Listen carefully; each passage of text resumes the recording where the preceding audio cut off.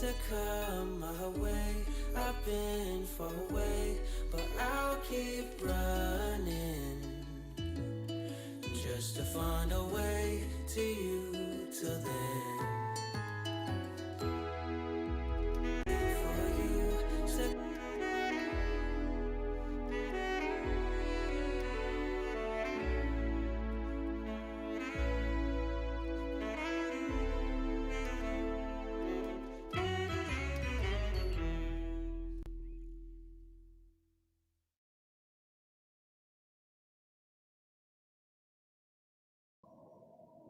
Good afternoon, UPV JPNs, and welcome to Emotions, an emotional health webinar. I am Nina Vanessa Saldo, your host for today's event. To formally start this afternoon's short program, let us all pause for a while for the opening prayer and the singing of the Philippine National Anthem.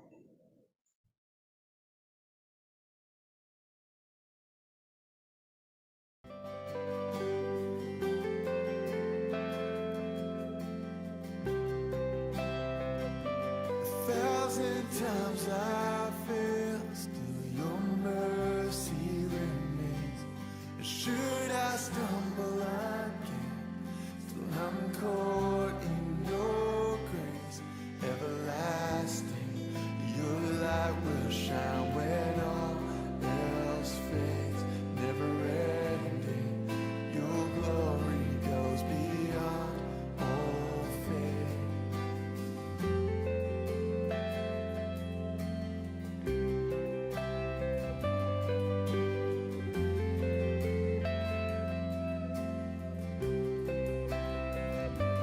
Will above all else, my purpose remains.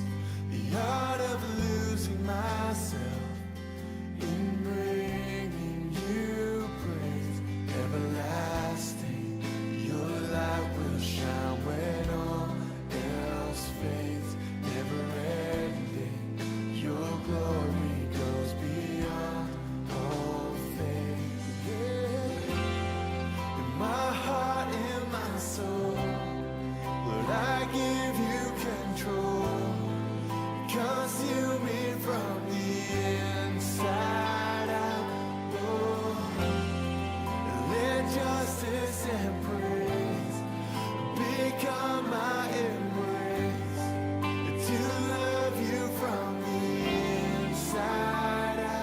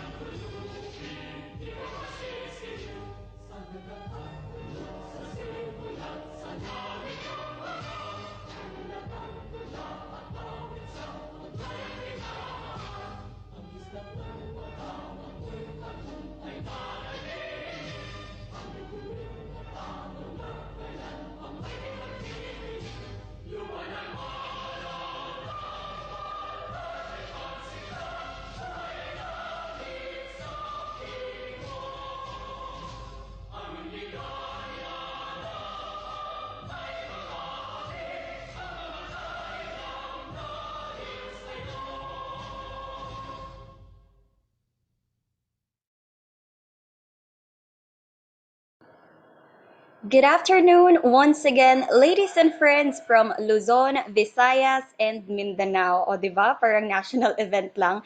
And magandang hapon rin sa ating mga tagapakinig from YouTube Live. This afternoon, in line with the celebration of this year's UPV Accountancy Week Kalinaw Diwa, we will be having a series of talks and topics from amazing speakers we got for you. This is to, help us understand generally why are we feeling these certain emotions and to also guide us on how to use our emotions positively to improve our emotional wellness. Kaya nga, 'di ba, last week we had our first reading break for this academic year, and that is to cope up with ourselves in facing the challenges that this online learning setup has brought us.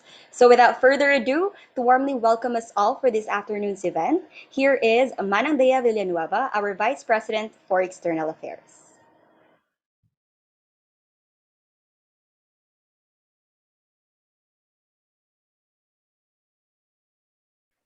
Hi everyone. Apologies for delivering a pre-recorded opening remarks for today's event because we have an ongoing exam right now as you are watching this video. Anyway, first of all, I would like to officially welcome all the science in the Zoom meeting room, and I'm thankful that you were able to lend UPV JPIA a part of your precious time to attend this webinar. Higit sa lahat, lubos din kaming nagpapasalamat para sa pagdalo ng ating dalawang esteemed speakers para sa ngayong araw, Miss Helen Grace Concepcion Q. Fernandez at Mr. Joseph Bernard Marzan. Panigurado na excite na ang buong science community sa kung ano ang mga pag-uusapan mamaya. Moving forward, no one prepared us. Or maybe if not all, then the majority of us of how mentally draining or challenging our degree program is. BS accountancy, they say it's just computations, analysis. Well, partly true, but the mental gymnastics that the students face for every failed examination, recitations that went bad, endless readings, countless deadlines, plus the online setup right now.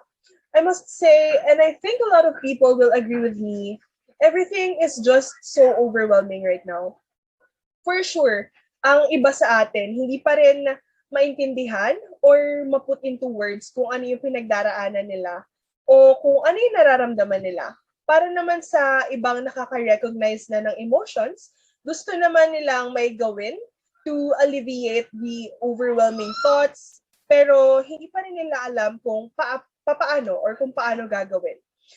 Hopefully by the end of this webinar, after listening to our kind-hearted speakers, you will be able to somewhat understand the emotions that you're having or you're feeling and how you could start your journey towards emotional wellness. So bilang isang fourth year student, hindi ako magaling sa klase, hindi rin mataas yung tolerance ko for emotional distress. But one thing that I can share with you is that prioritize your mental health at all times dahil hindi mababayaran o mapapalitan ng kahit ano yung stability na mabibigay of having a peace of mind amidst high stress situations such as this online setup. And yeah, that's it. Welcome to Emotions and Emotional Health webinar. And I hope sooner or later a lot of you will also be mental health advocates hindi lamang para sa ibang tao, pero higit sa lahat para sa sarili nyo. Good afternoon, everyone, and enjoy the rest of the webinar.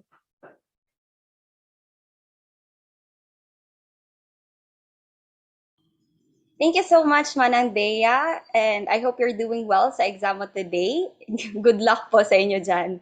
And I know that the students here in Zoom are now dying to listen to our speakers this afternoon because, of course, we all need this talk to, bring our spirits back up and continue learning and fighting every day. But before we start on our first speaker, gusto ko lang kayong kumustahin sa inyong one-week reading break.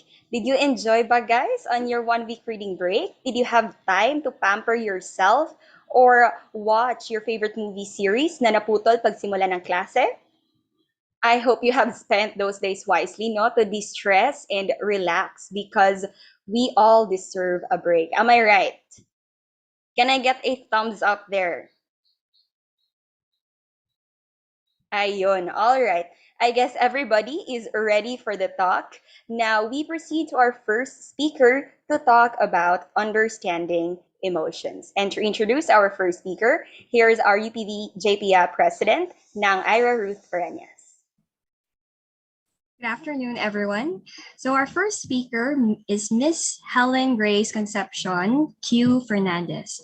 She is currently the Guidance Service Specialist assigned in the University of the Philippines Visayas in Iloilo and a lecturer at the Division of Social Sciences, University of the Philippines Visayas.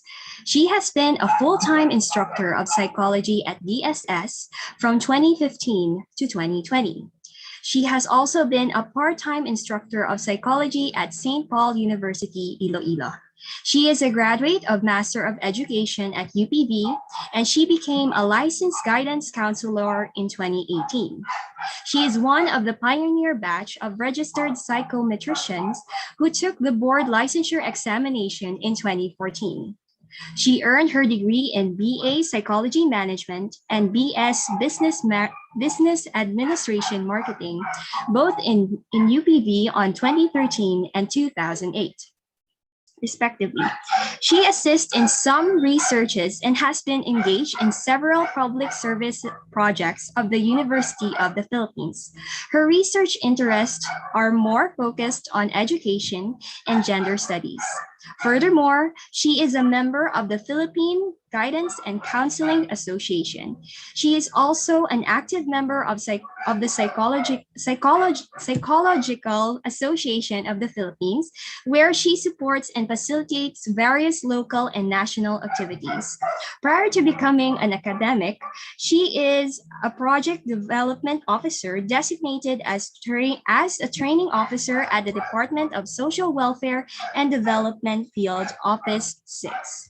Once again, everyone, let us welcome our first speaker, Ms. Helen Grace Concepcion Q. Fernandez. Let's give her a round of applause. All right. Good afternoon, everyone. Yan. Okay. I'll be sharing my screen.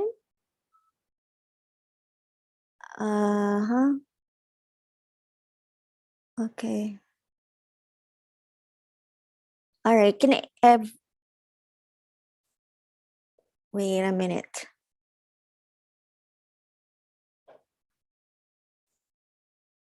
Have you seen my screen? All right. Okay. So, good afternoon. Malapit din sa akin yung CM. Okay, so I also I was a magnet back then, but then yon blue chips. All right. So I am tasked, okay, to talk all about understanding emotions. Okay, and usually I finish this for about one class meeting, so 1 hour and 30 minutes, but I'll try to put it into encapsulate it for 15 minutes. Okay, so I'll just give you a gist on what emotions are. Okay, so pinamagatan kong emojis, emoticons, and emo me. Okay, medyo cheesy. Okay, well, basically because for more than a year now, okay, malapit na mag 2 years Ma'am na. Fernandez. Yes? Wala po nakikita sa screen. Can you please reshare your screen na lang po? I'm sorry to interrupt. Oh, sorry. Okay. Wait a Thank you minute. po.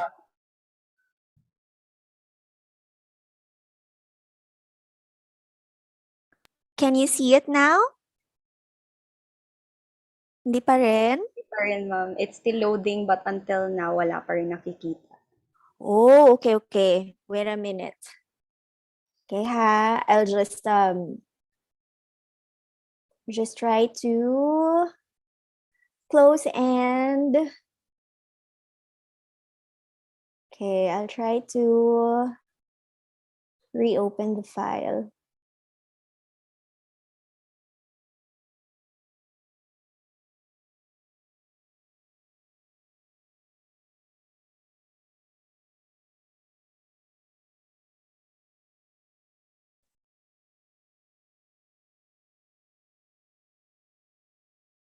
Okay. How about now?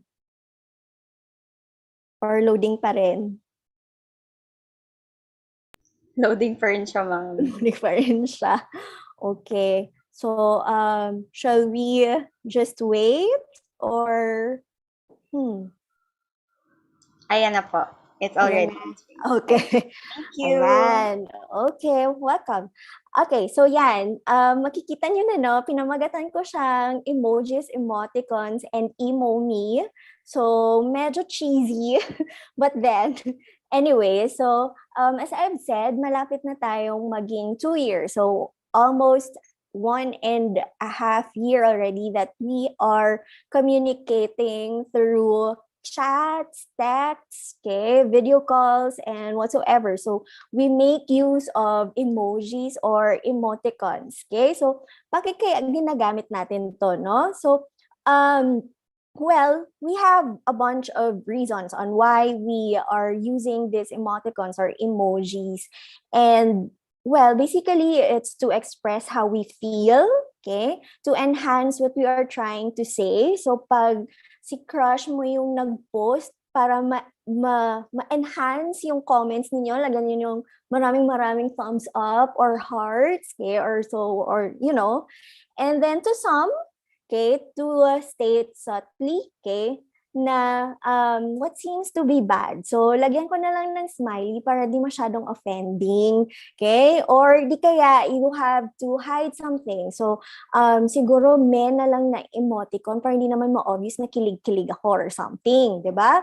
So, but then, behind these facade, no, that emoticons and emojis may show, let's delve more on our true emotions. Okay? Yan yung pag-uusapan natin ngayong hapon. Okay? So what are emotions? Ano ba yung emotions? So emotions, it's quite intricate to explain. Kaya sinabi ko kanina that it would take around 1.5 hours for me to usually finish explaining, no, to my class kung ano yung emotions.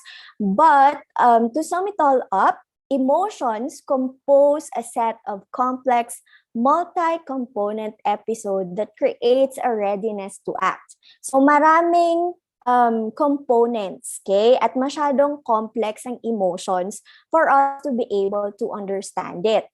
Pero isa yung clear doon. May pinanggagalingan siya at the end, you have certain behaviors or you try to show or express these kinds of emotions. Okay? So saan ba nanggagaling yung ating emotions? Okay? So where does emotion come from? Our emotions, okay, as I've said, it's quite complex. So kaya natin siya ma-explain sa mga different components na to. So maraming books ang nagsasabi kung saan-saan and several theories as well. So I just summarized it into these 6 components. So first, cognitive appraisal. Ano yung cognitive appraisal? So this is a person's assessment, okay, of the personal meaning, okay, ng kanyang current situation or ng kanyang current status. So ano ba yung iniisip niya tungkol sa kanyang situation ngayon? What do you think or how this particular individual perceive, okay, his or her situation or circumstance? Second, subjective experience. So sa subjective experience naman, it refers to the affective state, okay, or feeling tone that colors the private experience of an individual. Pag sinabi nating affective, okay, affective means feelings, okay, in psychology. It determines how you feel, yung mood mo, okay, kasali na rin yung emotions, okay. So subjective experience mo sa iyong current situation is uniquely yours, okay. So ano ba yung what do you feel, okay, in this certain situation that you are in? So, maaaring iba yung nafe-feel mo compared sa nafe-feel ng iba. So, subjective experience siya. Third, thought and action tendencies. So, thought and action tendencies would refer to the urges, okay, or the urges that we think or act Okay, and we do in certain or in particular ways. Okay, and then we also have the internal bodily changes. Okay, internal bodily changes would refer to the physiological responses, particularly those involving our autonomic nervous system. Pag sinabi natin autonomic nervous system, ito yung mga in charge, okay, sa mga automatic processes natin. So example, yung pagtaas or pagbaba ng BP, okay, yung heart rate ninyo. So pag kinakabahan kayo sa exam, tumataas yung heart rate ninyo. Pag stress kayo, yung iba, tumataas yung BP. Okay, so yon, that's internal bodily changes na mag-explain sa inyong emotions, right? And then you also have your facial expression. So you have your muscle contraction that move facial landmarks. Example, yung cheeks, okay, yung inyong lips, yung inyong noses, your brows, okay, and all that can be found in your face. Okay, pag there's a certain series before, yung Lie to Me. It's an English na series, okay? And they delve more on the facial expressions to determine whether or not this particular person is lying, okay? So, yung mga different facial expressions nila, like kung galit sila or hindi, okay, na-explain doon. And there is a particular theory no, na nagsasabi na facial reactions could actually influence, okay, our emotions. So minsan makikita or you would encounter some suggestions that you have to smile often, okay, para matrick yung brain ninyo na happy kayo. Kasi nagsasabi your facial expressions, okay? Your facial muscles there would suggest to your brain that you're happy. So in turn, you'll be happy, okay? But then of course, there's a theory na nagka-counter naman doon sa kanyang belief na yon na of course, you have cognitive explanations, okay, to yourself, or you feel something, that's why you have the related facial expressions. So marami pa siyang interesting something doon, okay? Pero hindi na ako mag-delve. Okay, and then lastly, you have your responses, okay? So yung responses, this would refer naman sa how people regulate, okay, or cope with the emotion or the situation that triggered that particular emotion. So, etong 6 na to, yun yung more or less makaka-explain kung saan nanggagaling yung different emotions natin. Okay, now moving on. All right, identifying our emotions or your emotions. So, identifying and acknowledging what we feel, okay, is the first step in managing our mental health. So, di ba, parati natin maririnig, whatever you feel is valid. That's actually parang second step na nga siya, di ba? Kasi alam niya na kung ano yung nararamdaman niya. But the first step would be acknowledging first that you are feeling something.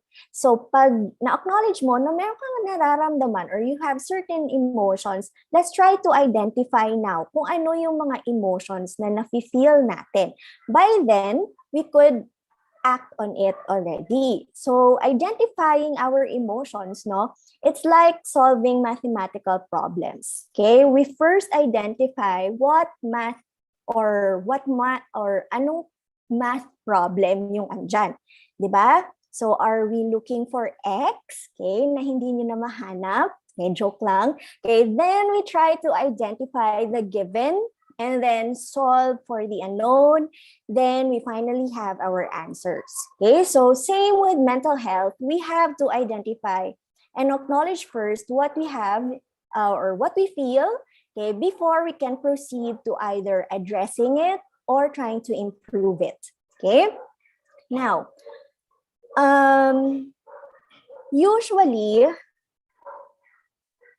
okay, nako-confuse natin yung thoughts with our emotions. Okay? So, kasi They are closely related to one another. Thoughts lead to emotions, and our emotions also influence our thoughts. So minsan, akala natin emotions, yun pala thoughts. Okay? So paano natin malalaman if we are dealing with emotions and not our thoughts? Okay? So emotions generally take one word to describe. I'm happy, okay? I'm sad. I feel guilty. Okay? So emotions yon. While yung thoughts, of course, are usually a string of words. Mahirap mag-explain or napakahaba-haba ng explanation mo about something. So it's probably your thoughts and not your emotions, okay? Second, emotions cause feelings all over our body. So as I've said earlier, sa autonomic nervous system natin, merong effect ang emotions. So it could either let our hearts beat faster, okay? Or mag-churn yung stomach ninyo, okay? You all have those feelings, okay? But then, your thoughts are typically just experienced only in your head or in your mind. Wala siyang physical manifestation, okay? And then third, thoughts can be fact-checked. Okay, so we can argue with our thoughts, but we cannot argue with an emotion. Okay, so if I can refute or somebody else can refute what you are saying, then it's probably a thought and it's not an emotion. Okay, kasing emotion sa'yo yun eh. Unique sa'yo yun. It's your own experience. So if kaya siyang ma-dispute or ma-refute, okay, it's your thoughts that are talking to you and not your emotions. Okay, so yun, sometimes it's difficult really to tell, okay, thoughts and emotions apart. So some people are better in identifying their thoughts rather than emotions. Others, baliktad naman siya. But then, it's good that we are aware kung ano yung difference sa dalawa. Okay? Next would be, all right, so moving on, we have our thoughts during this pandemic. So ito yung somehow I hope would help you identify kung yung naiisip ninyo, thoughts lang nga ba yun, naiisip nyo or nararamdaman nyo. Okay, so I'll just have a few examples. Okay, so for example, ito common. My FB feed looks like an obituary. Okay, di ba? Ang dami-dami na nating nakikita sa FB ngayon. So, these types of thoughts, okay, would be all about losses. Okay, it could also be rejection or failure. And in turn, you have sadness as your emotion. Okay? And then also, let's say for example, anxiety, worry, fear, okay, or panic, okay? Usually these emotions come from our thoughts, okay, that we are in danger because something bad is going to happen. Okay, naku, tataas na naman yung alert level ng COVID or dadami naman ulit yung cases. Or what if I lose my internet connection when I'm answering my exam? Diba? Napaka-stressful yon, okay? Also, what if you get the virus? Bibili ka lang ng pangangailangan, tapos pagbalik na ng bahay, dala-dala mo pala yung virus, okay? So, that particular or those particular thoughts could have or could turn into anxiety, worry, fear, or panic, which are all emotions. Okay? Now, these are all negative thoughts, yung mga examples kanina, which lead to heavy emotions. But you have to remember though that thoughts can be disputed. Diba? Sabi ko kanina, our thoughts can be disputed. Kaya nating i-refute ang ating thoughts, pero yung feelings natin hindi. But if we are able to dispute our thoughts, then that's the only time that we can improve already how we feel, okay, and eventually would lead to lighter emotions instead. Okay? So yon. Now, ano pa ba? Paano pa natin ma-identify yung emotions aside from our thoughts, okay? We can also assess our physical feelings or physical manifestations or symptoms and how we behave, okay? So the way that our body reacts, okay, can also give clues, okay, to what emotions we might be experiencing. Okay. Additionally, noticing what behaviors we feel or we feel compelled to engage, like kailangan ko mag-check kung ilang beses kong na-log out or na-submit sa LMS kasi hindi ako sure if talagang na-submit ko siya. Okay, so if you are recognizing these kinds of behaviors, then we could identify, okay, our emotions also. Okay, so example, we have here, let's say for example, ano ba? Favorite ko si anxiety. Okay, dahil masyado tayong anxious nowadays, di ba? So, our common behaviors would be avoiding. Okay, we try to avoid what we feel anxious about. Okay, so let's say for example, deadlines na naman or exams na naman. So, you are being anxious, so you over prepare yourself. So these are types of behaviors that you do. And some physical manifestations or symptoms that you are anxious would be you have your heart racing, okay? Masyadong mabilis yung heart rate. You are sweating, cold sweats madalas, okay? Kung sa hiligay nun, it's gapalanugnaw ka, okay? You're also shaking, your stomach is turning, you are dizzy, and you have dry mouth, okay? So if you have this particular behavior and then these physical symptoms, then mas ma-determine mo siya na ikaw ay anxious. And anxiousness is an emotion, okay? So yon, that's an example of how you can be able to identify, okay, your emotions by observing your behavior and also your physical self. All right? So yon.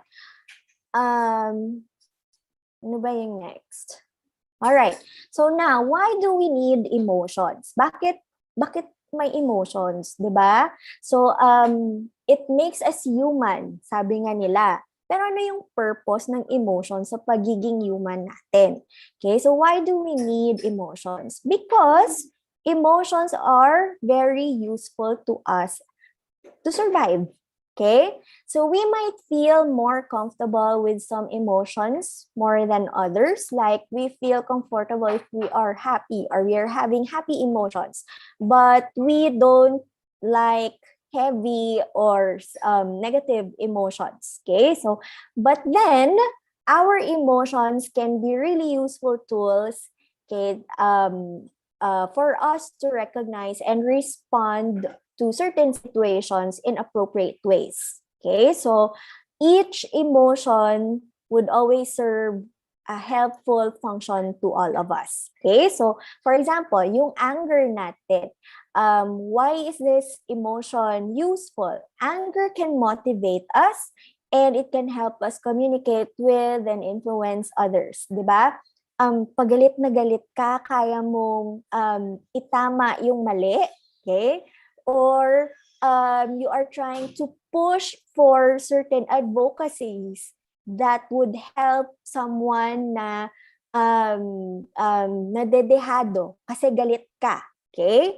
So you are channeling this anger into something that is more appropriate, okay?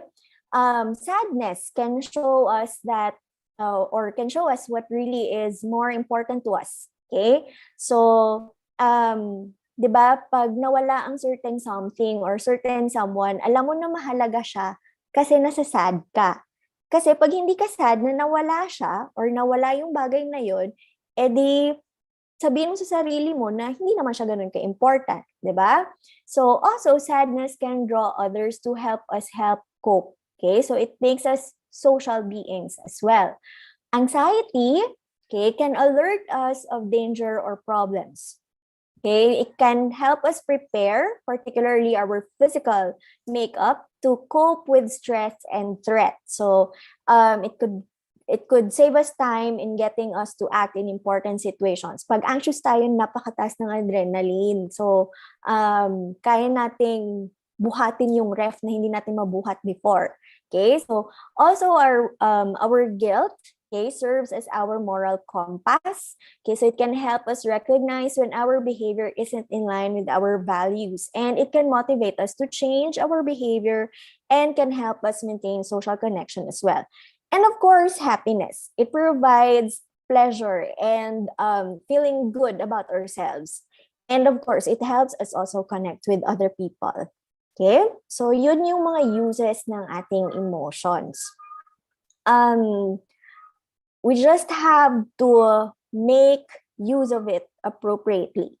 Okay? So, now, we just have to take note, no, that our intellect, okay, can be confused at times, especially if we are stressed, okay? But our emotions will never lie to us, okay? Your emotions will never lie to you. So emotions can play important role in how you think and behave, and emotions that we feel each day, okay, can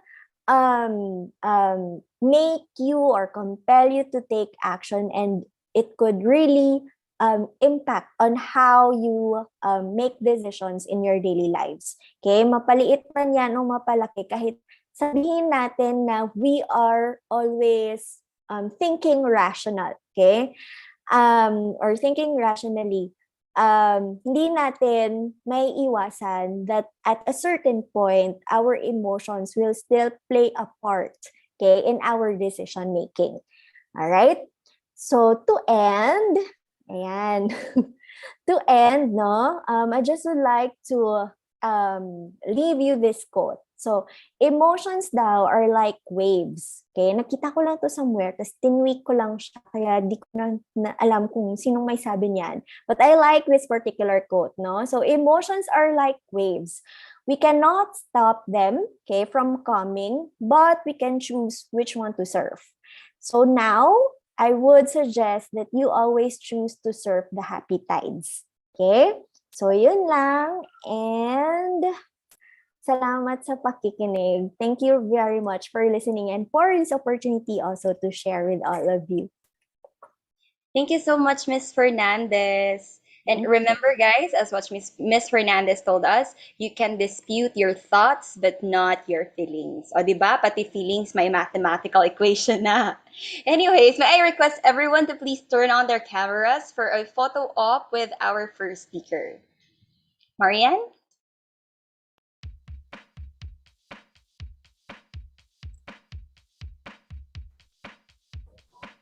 Breathing, but I've been dying inside. Nothing new and nothing feels right. Deja vu, so I close my eyes. Let the demons sing me a lullaby. Today's a present that I don't want. So I'm wondering in this world, am I really the only one who's been wanting to hide out from the sun? Okay na. When we live a life, always dreaming for a dream to come true. Magte-take na po ako ng picture. 1, 2, 3, smile.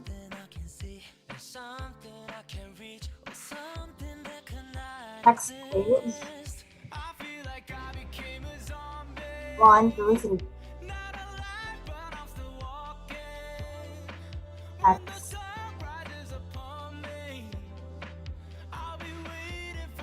Okay na. All right. Thank you, Marianne. And thank you once again, Miss Fernandez. To those who have questions for Miss Fernandez, just keep it for a while, guys, because we'll be having an open forum later on, and both our speakers will cater to your concerns. All right. So at this moment, let us just sit back and relax for a while as we listen to the national entry of Region 6 in the Samuel Misa Cup blind item competition, who bagged the third place out of many regions that have participated in this event nationwide.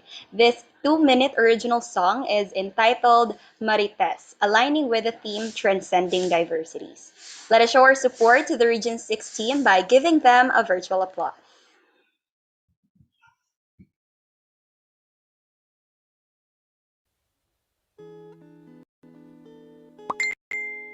Nene, may kwento ko. Alam mo bang may bagong kapitbahay tayo?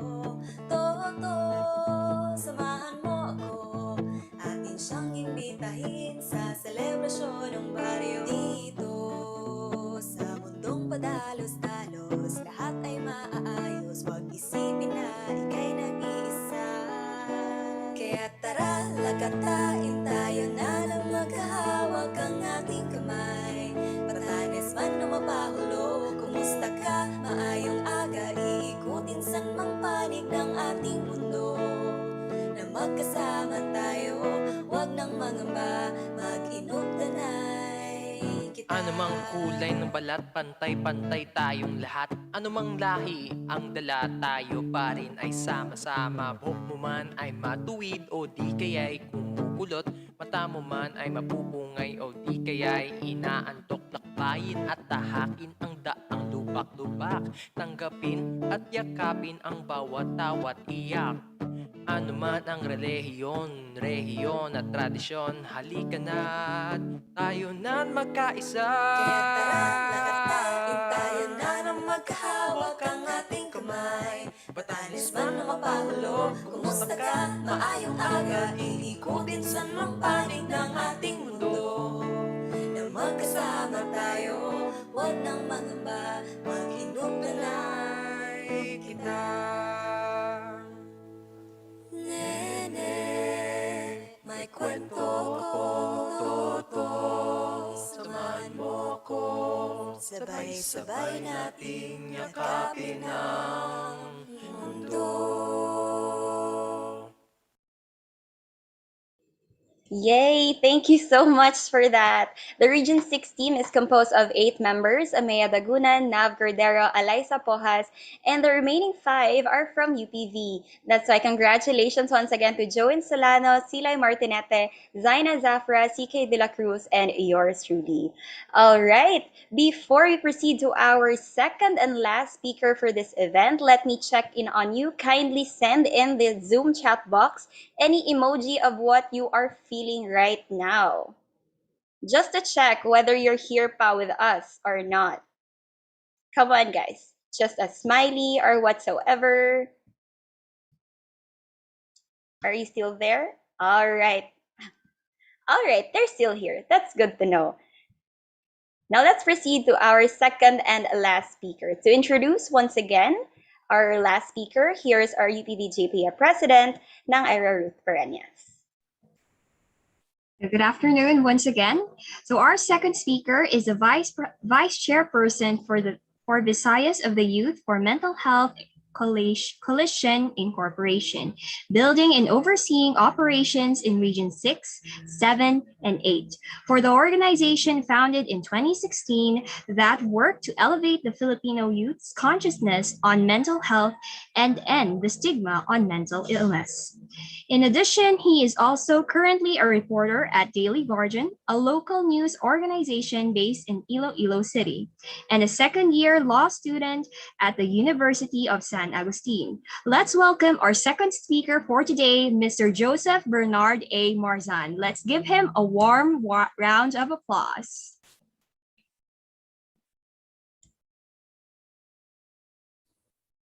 Hello, can you hear me? Yes, sir. Okay, thank you so much for the introduction, Ira. And thank you so much for having me, UPV JPIA. Actually, at first, I was kind of like very surprised na kami na-invite kami dito. Actually, I only saw this invite on the same day na nag-respond ako dun sa invite ni Shazni, no? Let me get my presentation ready. Okay. Wait lang. Is it okay if I can share my screen?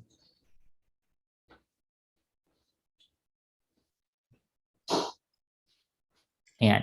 Can everybody see my screen right now? Yes. All right. Okay, thank you.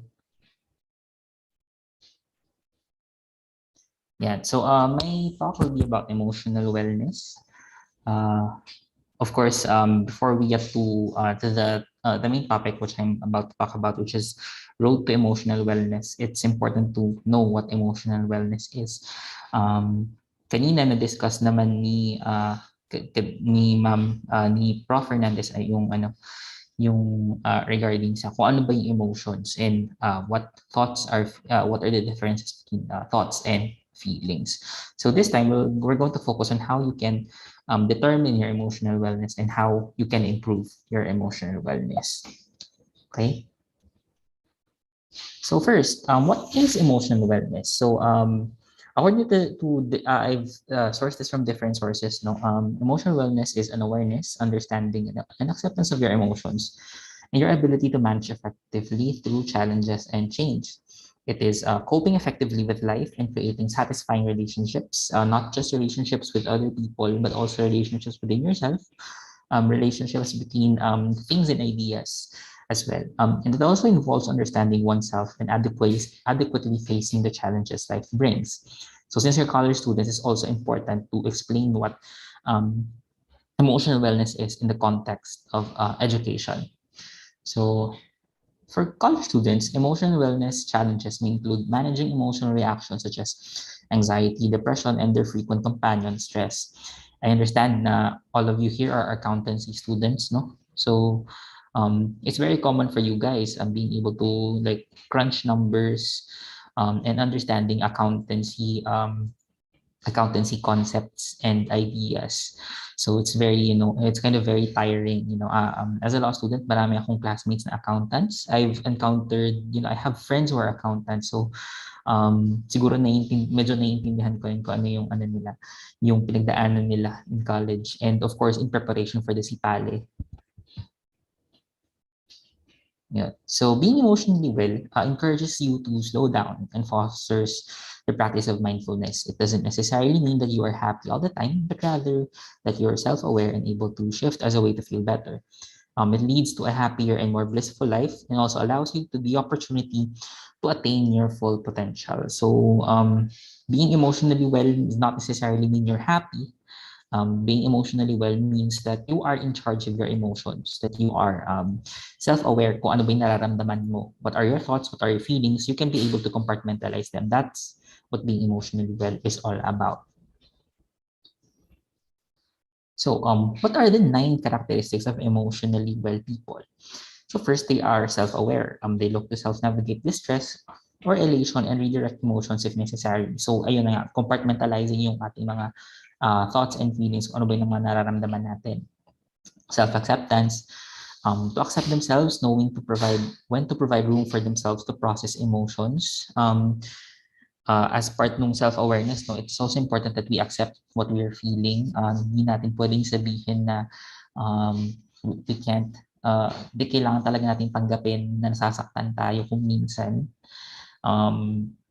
It happens a lot, not just to me but to everybody. Kahit that doesn't necessarily mean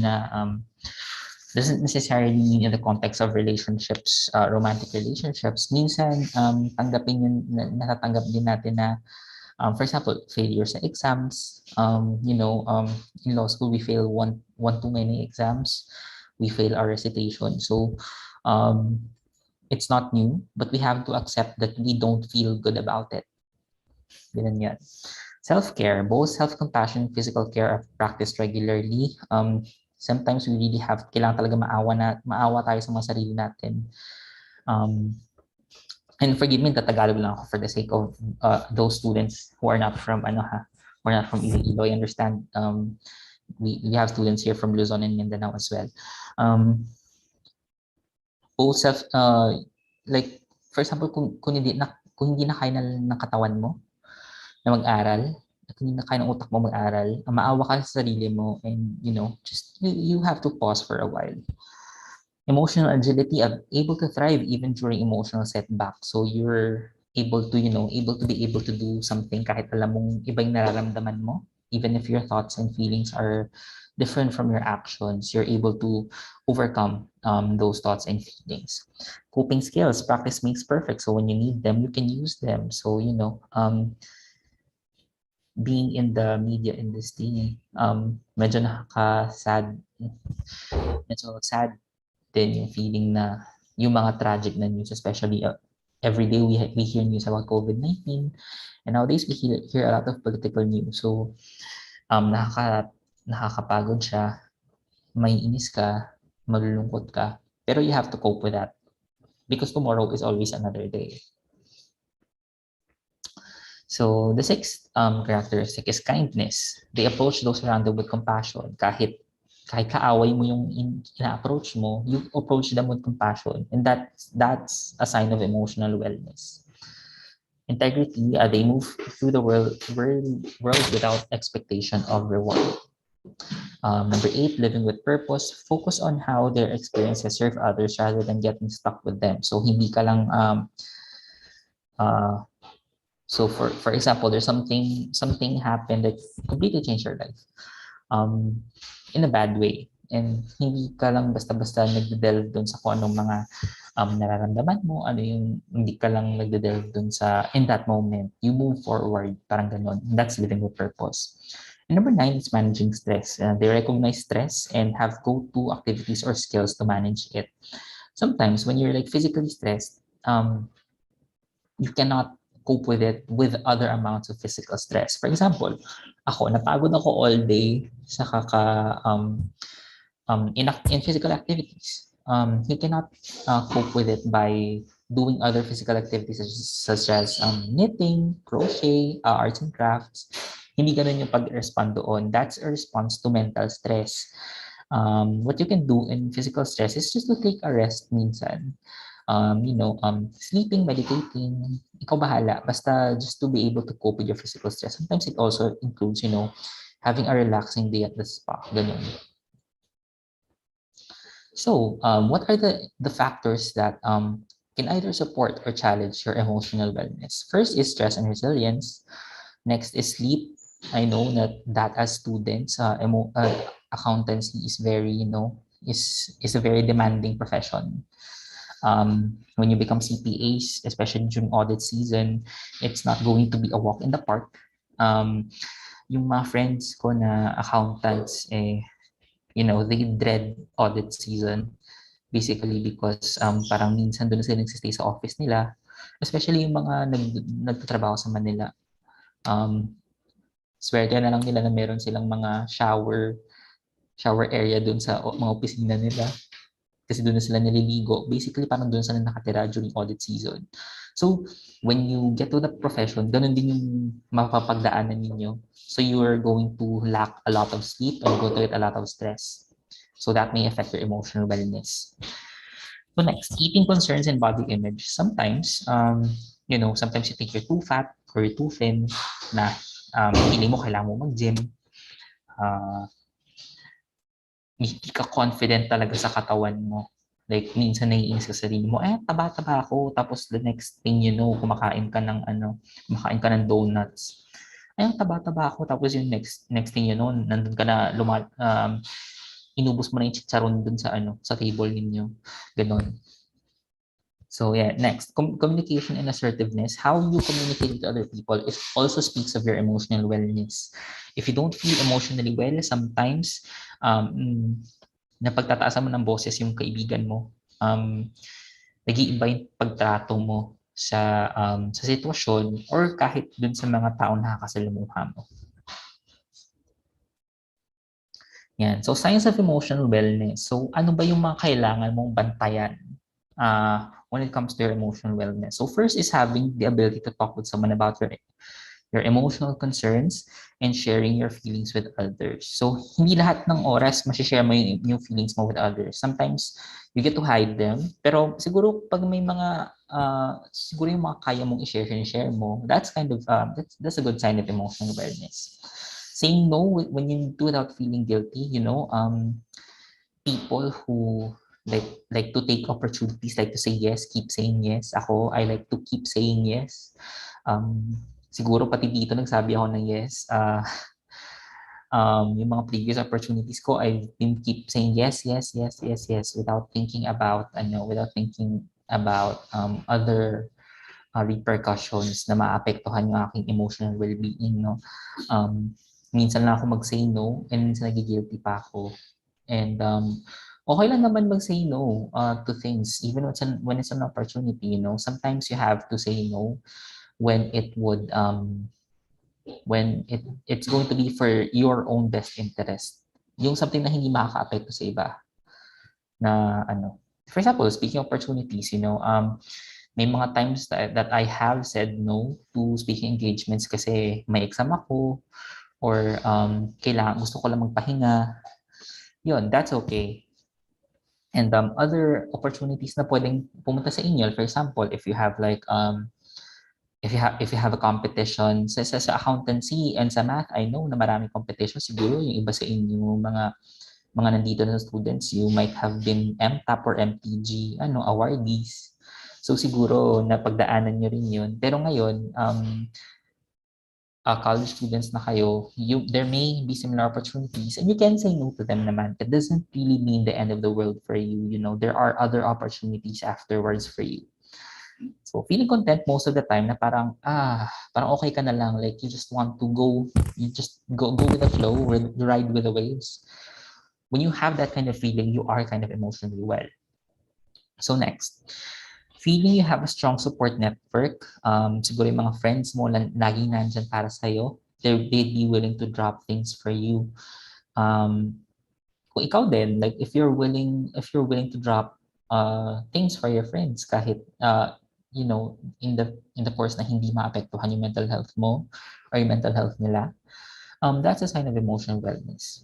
So one, being able to relax na parang wala kang iisipin. You know, as someone who's very busy, hindi ako makakapag-relax. So, you know, given a mental health break namin this week sa San Agustin, I'm kind of really happy that I'm able to relax right now and be able to give you this talk. Yeah, so feeling good about who you are, na parang niisip mo lang din na, I feel so fulfilled. I can be able to relax at this point in time. I can be able to do the things that I want to do. You know, that's a sign of emotional wellness na parang hindi mo na kailangan maghanap ng iba. Kung ano na nandyan sa harap mo, you already have it. You're going to take it na. And that's kind of a good feeling. You know, that's a sign of emotional wellness. I don't know kung narinig nyo pa ako ha. Narinig nyo ba ako? Yan, thank you. Ayan. So next. So in general, we have an emotional wellness checklist. So para malaman nyo if you are really like if you're in a good state of emotional health. So first, how do you treat others in life, both personally and professionally? So yun nga nasabi ko kanina, yung communication and assertiveness, like the way you talk to people, the way you communicate, even through chat, also speaks of your emotional well-being. So if you like, you know, if pag maganda yung timpla mo, as they say, that's a good sign of emotional wellness. So are you grateful? Like nagpapasalamat ka kay Lord parati, pasalamat ka sa parents mo parati na nabigyan ka ng magandang buhay, ganun. Nagpapasalamat ka na meron kang chance to do what the things you love, the chance to pursue a good education. Yun. That also speaks of emotional wellness. Are you happy with the person you are? Are you contented? Are you naghahanap ka pa ba ng iba? Like, may jowa ka na ba? Naghahanap ka pa rin ng iba? Nako, hindi pwede yan. Hindi ka ba nagugutom parati? Ganon. Are you open-minded and flexible? Like, ready ka na ba na hindi lahat ng nangyayari ngayon, hindi ganin na things may change tomorrow? Are you ready for that? Do you think you're ready for those kinds of things? You know, especially in the accountancy profession, maling numero lang. Marami nang mangyayaring mali. Diba? That's why the profession is very demanding. Na you may have a good day-to-day crunching numbers, but tomorrow they might not be the same. You might be very stressed. Are you ready for that? Ganon. Are you open-minded and flexible about it? Do you have a life purpose? What do you think is your purpose in life? Ano ba yung silbi mo? Ganon. Ano ba yung ambag mo? Ganon. Sometimes you question yourself, ano ba yung pwede mong maiambag sa buhay mo, sa society. Yun. If you're able to identify that, and that's a good sign of emotional wellness. And number 6, do you have ways to manage your stress? Paano mo ba inaano yung stress mo? Like, for example, I have stress ball at home. Like, parang kapag stress na stress ako, napipiga ko talaga siya to the extent na nagmamarka na yung stress ball sa kamay ko, na yung mga little spots doon, lumalabas na siya. Yung ginagawa ko na lang, there's a trick I learned from Grey's Anatomy, na pag na-stress ako, I stand like a superhero, na hands on my waist, tapos look up, ganun. So parang feeling ko, I can do anything. Ganun yung nangyayari sa akin.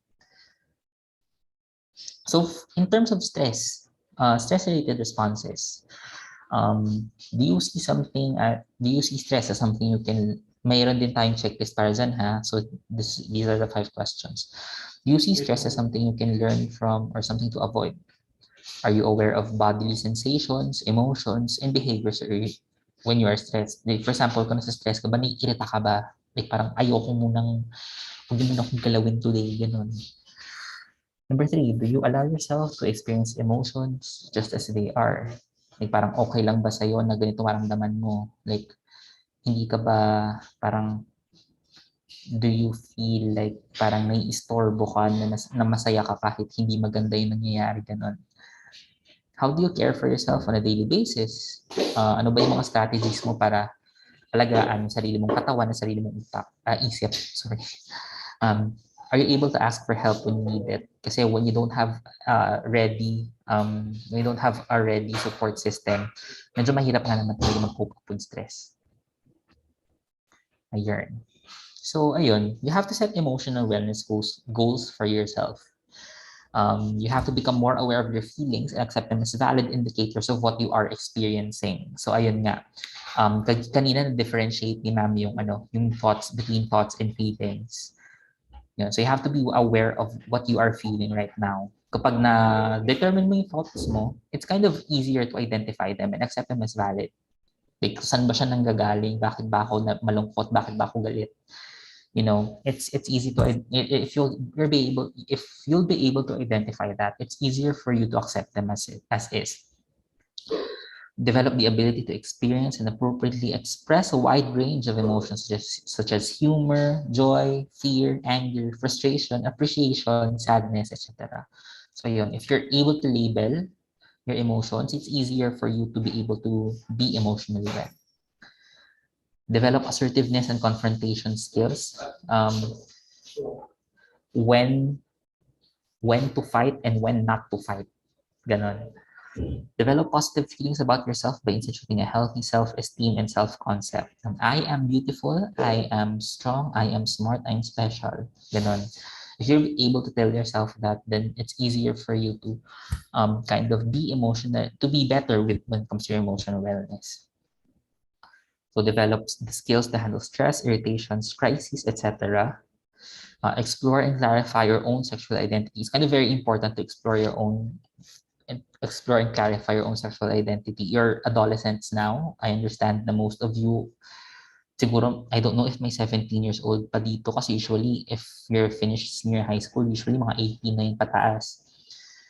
Pero you know, you're adolescents and it's important to identify your sexual identity. Like if you're, you know, if you only like girls, then that's okay. If you like boys, if you're a boy and you like boys, then that's okay as well. If you're girls and you like girls, then that's okay. If you feel that you are transgender, you might be, you're not in the body that you feel like you are, and that's also okay. Being able to identify with a certain sexual orientation, or gender identity and gender expression, it's kind of very important, you know.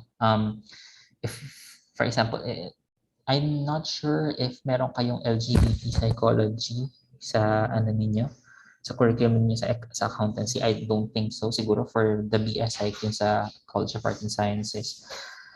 Pero if you'll be able to read about LGBT psychology, then I think that's very complex. It's not just straight, gay, lesbian, bisexual, and transgender. It's a whole spectrum of sexual orientation, gender identity, and expression. So if you can be able to identify that, that's good for you. Um, it means you're really coping well with your emotions. So lastly, for your emotional wellness goals, you have to develop, establish, and maintain intimate and loving relationships with your family, with your friends, with your pets, with people around you, mga acquaintances mo, workmates, classmates, professors, siguro when it comes to your profession, yung mga kasama mo sa work, yung mga security guard dun sa building ninyo, yung mga cashier dun sa fast food chain sa baba ng building ninyo, yung jeepney driver na kakasalamuhan nyo everyday, yung mga katabi mo sa jeep, katabi mo sa bus, yung taxi driver, yung tricycle driver, lahat ng klase ng tao, if you can have like establish a good relationship with the people you are acquainted with every day, then that's a good sign of emotional wellness. And that's what you need to build as an emotional wellness goal. So the University of North Carolina has established a wellness circle. It's a good, these are 4 steps for you to be able to maintain your emotional wellness. So first is to live well always. So that's an individual level. So prevention and wellness. So you have to be able to cope with your emotions, be able to identify them, accept them, and be able to address them. Survey your health regularly, early identification and intervention. So ayun, you can consult your friends if you're not feeling emotionally well. You can ask your teacher if they have backgrounds in guidance and counseling. You can ask your guidance counselor, or you can also ask, you can consult a mental health professional when needed. So ayun nga, the next step sa wellness circle is if you need help, get help. So so it's not wrong to to consult a mental health professional, whether it's a psychologist, a psychiatrist, or is a guidance counselor. It's better if you actually consult a mental health professional if you don't feel like you're emotionally well. But there's a difference between mental health professionals. For example, psychometricians are more on testing and evaluation. They can make recommendations to psychologists for therapy, pero hindi sila pwedeng mag-assess ng emotional health mo. Psychologists, they're the ones who conduct the therapy sessions. Psychiatrists are the one who provide the who recommend medicines for you, and you have your guidance counselors who are like the basic level in your schools. For example, sa inyo sa UPV, of course, you have guidance counselors there. Sila yung provide ng advice sa inyo. Yeah, so they're like the basic line of defense when it comes to the school level. So number 4, if you have like an emotional wellness plan crafted with your guidance counselors or your psychologists, then that's a good step towards emotional wellness recovery. So it's better to consult a mental health professional. I'm just an advocate. I'm not a mental health professional. Clarify ko lang. It's better to consult your professionals talaga when it comes to these kinds of things. When it comes to the deeper, kapag hindi mo na alam kung yung nararamdaman mo, it's good to have the help of a mental health professional for you to be able to identify and compartmentalize. Yeah, so the National Institutes of Health has recommended 6 strategies for improving your mental health. First is to brighten your outlook. It's not easy. It's not an easy process, no, to brighten your outlook, especially when you've gone through a traumatic event. In the past 3 months, I've been to 3 different funerals, so it's kind of different. It's kind of difficult to cope with people who have died. So because people who are emotionally well have fewer negative emotions, are able to bounce back from difficulties faster. So that this is what you call resilience, and being able to hold on to positive emotions longer and appreciating the good times is a good sign of emotional wellness. The second strategy is to reduce stress. Reducing stress is not an easy thing to do. That's one of the reasons why it's important that schools implement a mental health break, especially in the context of this pandemic na nasa harap tayo lahat ng mga computer. Dapat talaga bigyan tayo ng time to be away from the screens. So stress can give you a rush of energy when it's needed the most, but if it lasts a long time, it can cause chronic stress, which can be very harmful for you. Learning ways to cope with stress can boost your resilience. So connected siya dun sa ating first strategy, which is, wait lang, brightening your outlook. So yun, if you reduce stress, then that leads to a brighter outlook. Next, yun, something that we all need is to get quality sleep. The optimal amount of sleeping time is 5 to 8 hours. Mental health break namin sa San Agustin, so I can get 8 hours sleep this week, pero next week, I can expect na hindi na ganun karami yung sleep na makukuha ko. At most na nakukuha ko sleep is 2 to 3 hours, which is, I tell you, it's not healthy. Pero yun yung kaya ng katawan ko. Thankfully, kaya siya ng katawan ko. And thankfully, I'm still alive. Loss was a very stressful mistress. Sleep affects both your mental and physical health. So, being able to sleep, being able to sleep well is a good sign of emotional wellness. When you lack sleep, madali kang gutumin. There has been studies that lack of sleep actually leads to obesity. So kasi mas feeling mo parati kang ginugutom eh. And ako rin kapag kulang yung tulog ko, ginugutom talaga ako. So it can affect your mental and physical health. So it's very important to get at least a good amount of sleep. Yan. Coping with loss, if you're at work, if you're studying, tapos namatayan ka ng mahal sa buhay, it's good to take 1 to 2 days off. Yung mga faculty na nandito, pasintabi na lang po kapag ang estudyante ninyo ay namatayan, please pakibigyan sila ng time to cope with the loss. I remember last year, prelims or midterms, I don't know, nag-exam ako after namatay yung lolo ko, and thankfully nakapasa naman ako, pero hindi naging maganda yung feeling ko noon, na parang I was thinking about someone who had recently died, and nag-i-exam pa rin ako. It's not a good look it doesn't bode well for students na nandun sila. I've read experiences of students na nakaano na sila, like nag-i-exam sila sa harap ng kabaong ng namatayan na namahal nila sa buhay. For students, give yourself room to cope with the loss of a loved one, whether it's a family or a friend. Faculty, please give your students time and room to cope, kasi it's very important for their emotional well-being. Next, strengthen social connections. Please, kung may friends kayo, I know lahat naman tayo may friends. Yung walang friend, no man is an island. Everyone has a friend, everyone has a family. Yung mga walang friends, sigurado ba kayong wala kayong friends? Meron yan usually talaga. Meron yang taong nagmamahal sa inyo, kahit hindi romantically. It really helps to have a support system, kahit sabihin natin na hindi siya mental health professional, kahit yung friend mo na pwede mong paglabasan ng sama ng loob, na makakaintindi sa'yo kung bakit mo pinagdaraanan yun. And it's also important to be able to connect with them. Kahit virtually lang. I know we're still in a pandemic, so hindi rin necessary na magkita kayo physically. Lastly, be mindful. Be in the present. Be here and be now. I know siguro yung mga naka-off ng camera, siguro kayo gumagawa kayo ng mga assignments ninyo. Iba sa inyo sumasagot ng mga quiz ninyo.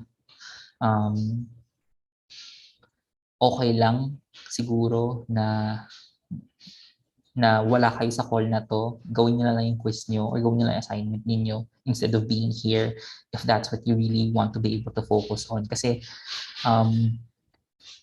if I'm talking here and nandun kayo gumagawa ng quiz ninyo, it's going to affect your mental health. It's not going to be good for you. So it's better if you're there instead of here. It's like, simply put it, like live in the present. Like kung ano yung ginagawa nyo, yun lang gawin nyo. Huwag kayo being able to multitask is a good thing, but it messes with your mental and physical functions. So just to be able to summarize it, like mental health is closely linked to physical health. So if you're physically healthy, it also goes to show that you may also be mentally healthy and vice versa. Okay, so um, if I can give any advice in one word, it's to breathe. I know that you are all stressed, being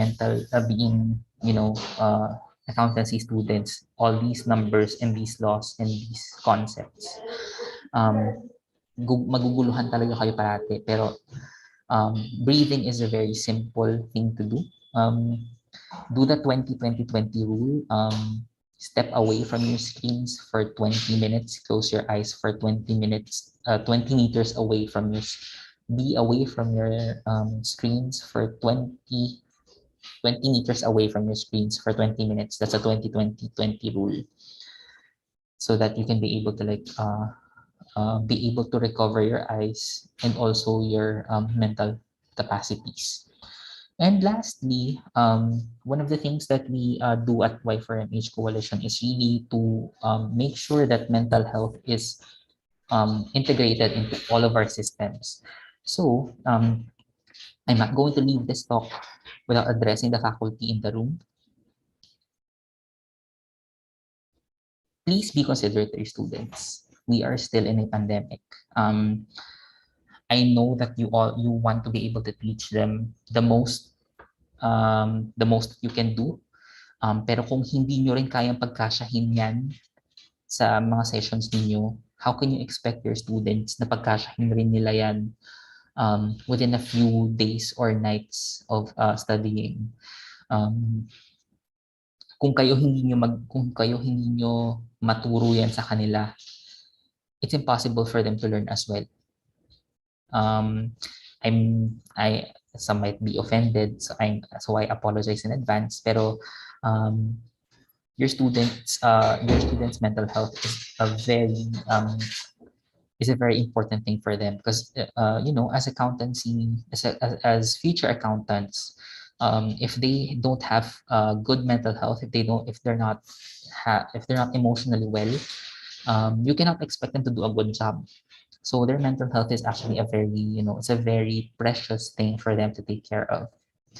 So that is all for me. Salamat sa pakikinig sa sobrang haba ko na lecture. Thank you.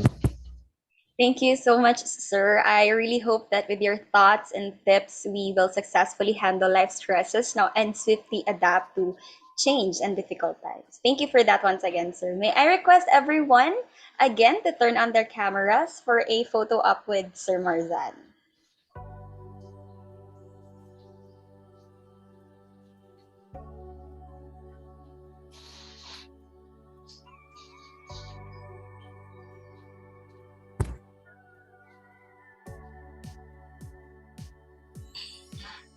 Okay.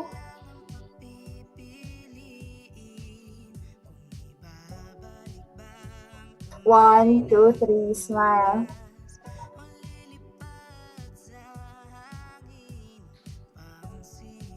Next page. 1, 2, 3.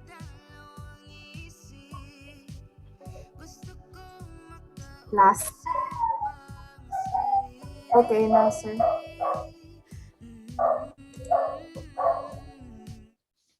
All right, thank you, Marian, and thank you once again, Sir Marzan. At this point, we will be having the open forum. So I'm just gonna read the questions that was previously sent to me and the JPIA officers. But if you have further questions, pa, you just can send in any JPIA officers, kasi we will just send your questions to our speakers right after this program, because we're very sorry we have limited time this afternoon. Okay, so I hope Miss Fernandez is still with us. Yes, I'm still here. Hi, ma'am. All right. Because we have the first question is directed for you, po. So here you go. Is it healthy to control your emotions and focus on the positive ones only? This was regarding sa ride wave quote ng last slide niyo po. Okay. Thank you, no, for... I think I'm starting my video. Okay. Yes, thank you for your question. We are human beings and we are capable of at least 5, okay, basic na mga emotions. And hindi siya actually ina-advise that you only focus on the positive. If you're familiar with toxic positivity, okay, so hindi rin siya better sa inyong mental health, okay? Focusing only on the positive emotions and not acknowledging the negative ones, okay, makes you prone to missing yung mga dapat, 'di ba, yung sinabi ko kanina that each of your emotions meron siyang functions, okay, that would help you survive, okay, and make you exist in this world, okay? So pag nag-focus ka lang sa positive, nami-miss mo yung mga lessons na pwedeng mong ma-learn when you also acknowledge those that are negative, okay? The key there is for you to be able to identify your emotions, how you feel about certain things in your life, and then you enhance or improve those that makes you feel better, but you also have to address naman yung mga negative or yung nagpapapabigat ng loob mo. Okay? 'Di ba? Too much of anything is bad. Okay? So pag beware of the toxic positivity that you can have if you only focus on the positive na emotions. So it's always healthy to acknowledge both, okay, and be able to address or improve your emotions. So yun, I hope I answered the question. All right, thank you, ma'am. Thank you so much. Our next question is for Sir Marzan po. How do you comfort, sir, a person undergoing emotional instability? Siguro it's important din na to comfort someone with emotional instability. Siguro from a personal standpoint, no, since I'm not a mental health professional, it's important to also identify if you are in the proper headspace to address their emotional instability. If you're not feeling mentally well, if you're not feeling emotionally well, I don't think na you'd be able to provide them the right advice as well. So first, check on yourself kung kaya mo. Next is to listen to them kasi ang hirap din kasi na like they just go on and on na pero hindi mo rin naman pinapakinggan kung ano yung sinasabi nila. It's very important to listen to them. Like, and next is don't give them any like definite na advice kasi addressing their emotional problems is on a case-to-case basis. It goes for all of us. No, I'm saying this as an advocate. Like, we might have different strategies on how we cope. So it's important na you'd be able to identify kung it's important to be able to identify the emotion kagaya ng sinabi kanina ni Ma'am Helen, and it's also important na to identify how you're going to cope to that. So siguro it's good siguro for me you can ask them like what do you want to do about it? Like how do you want to go forward? Kasi minsan like first for them like siguro if they feel emotionally unstable, if they want to just take a rest for a while, then they probably would want to just tulugan lang muna nila or magpakalayo-layo sila for a few days. If that's what they want to do, then the best thing you can do is just to just to listen to them kasi minsan kapag sinabi mo na go for it or ikaw bahala, minsan it doesn't hindi rin siya magiging magandang effect sa kanila. So just ask them the best thing you can do for them is to ask them what they want to do about it. Pero of course, check on yourself kung kaya mong ibigay yung kung kaya mong ano yun, kung kaya mong gawin yun. Kasi minsan, kapag, for example, ikaw rin, marami ka rin puso ng damdamin, baka mamaya bigyan mo sila ng advice na ano na hindi rin mag-work para sa kanila. All right. Thank you so much, sir. And finally, last question na lang po for this open forum. This is kind of a parang pang Miss Universe question na lang po. We would like to hear both of your thoughts about this. So, here you go. When is it okay not to be okay? And when is it not to be okay po? I think we should start with Miss Fernandez. Is that okay, ma'am? Okay. Alright. Pang Miss Universe nga. Okay. Alright. Ito na lang. Siguro to simplify, no, the question, kailan ba natin masasabi na we already had enough? Okay? Or kung kailan pa natin hanggang saan pa natin dapat i-tolerate yung mga nangyayari in order for us already to seek professional help. So I guess you have to assess yourself. You have to be aware of yourself. If things are already distressing you, when I say distressing you, you cannot function as you are, okay, as a person, like hindi ka na nakakapag-aral ng mabuti, okay, if you are already like takot ka ng lumabas, or you cannot do the daily things that you used to do, so that's the time na hindi na siya okay na ganun yung lagay mo sa self mo. Okay, so it's time for you already to ask for assistance. Okay, normal lang naman sa atin ang mag-react. Okay, we do feel sad, we do feel angry, we feel anxious, we feel all these all types of emotions, and it's normal for us to react in certain ways. But if we already feel distressed, okay, hindi na natin nagagawa yung mga simpleng bagay na we used to do, wala na tayong gana and everything, then that's the time that it's not already okay, and that you should already seek help or assistance, not necessarily from a mental health professional, but maybe you can seek help also, or seek advice, or just be with your support group. So yeah.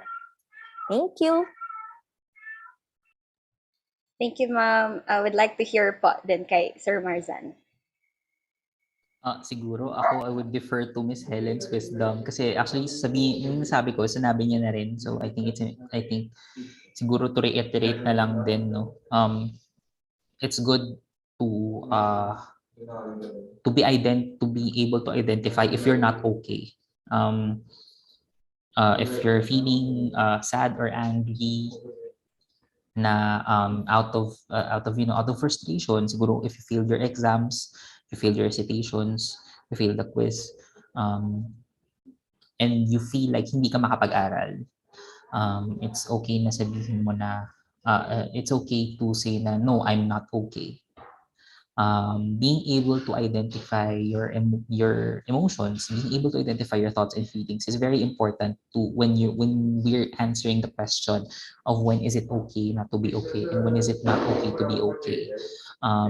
The times hindi ko rin kasi siya, I cannot give a definite answer sa totoo lang eh. Kasi it all depends on our own capacities to be able to identify if we are not okay or if we are okay. So siguro I would defer from answering the question.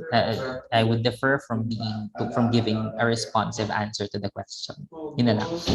Thank you. All right. Thank you po, Ms. Fernandez and Sir Marzan, for your answers in our questions.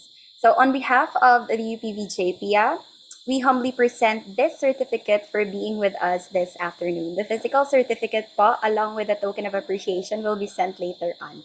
So the certificate of appreciation reads, University of the Philippines Visayas, Junior Philippine Institute of Accountants Incorporated, Certificate of Appreciation is presented to Helen Grace Concepcion Q. Fernandez for sharing her invaluable insights, experience, and expertise to the participants as resource speaker of Emotions, an emotional health webinar held during the Kalinaw Diwa Accountancy Week of the UPV JPIA via Zoom and YouTube Live, given this 10th day of November 2021.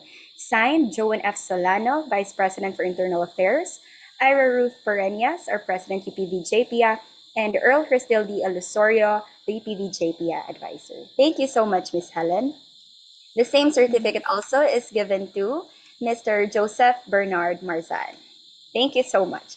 Thank you once again to our dear speakers. We are very honored to hear your thoughts and for accepting our request on a short notice.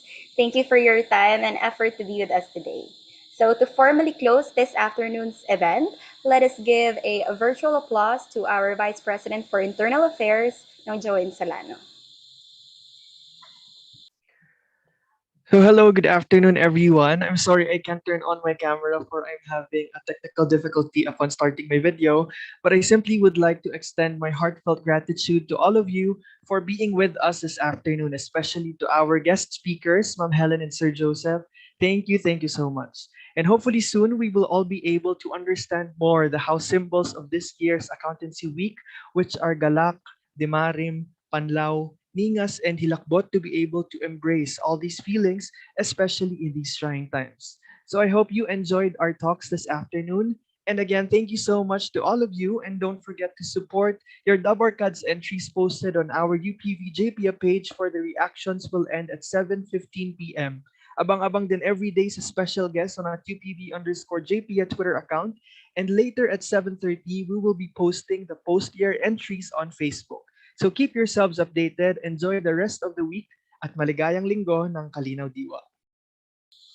Thank you so much, Nong Joan, and thank you for spearheading this event for us. And this event has finally come to an end, guys. And to formally end the program, let us all sing UP Naming Mahal.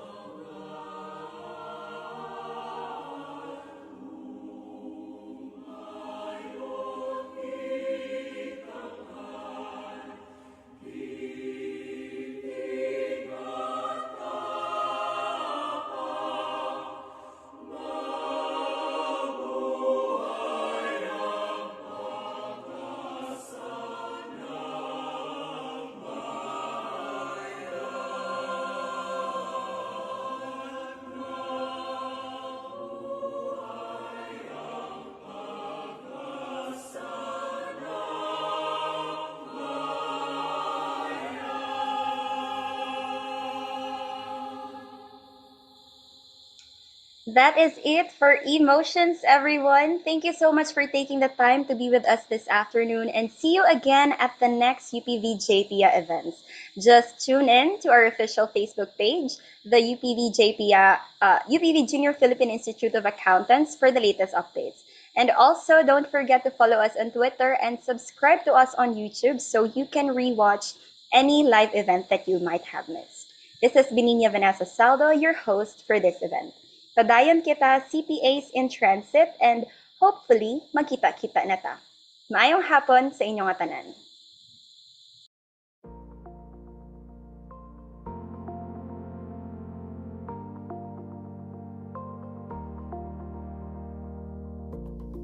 Holding my breath and then I count to 10. On to the next, that's what my mother said.